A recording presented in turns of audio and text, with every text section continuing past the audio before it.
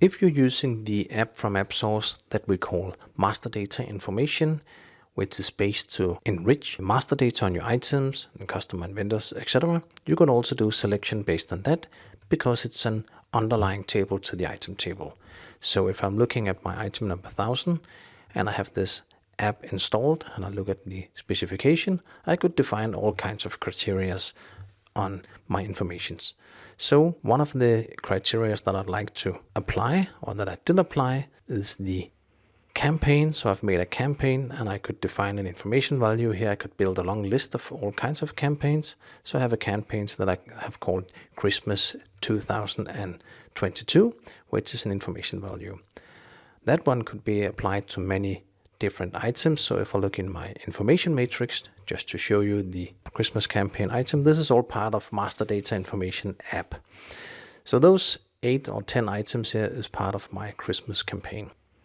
Now in the forecast in period for all items, I could define a selection using this. So I made an Christmas campaign up here, just named it Christmas campaign. And in here I said that the related table is the table master data or SCB information setup. And of course I need to know the name of that table. I could zoom on the table to find it. And then I set up the key filters, meaning that the first filter, the type on the information setup table, needs to be expression value 1, which is item. So if you don't know the option value, you could just try around and see the option value like this. So when you know it's 1, you just add it here, 1.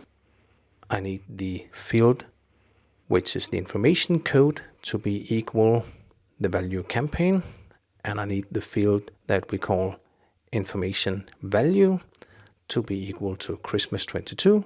And then I need from that source table the number, field number 2, to equal the item number.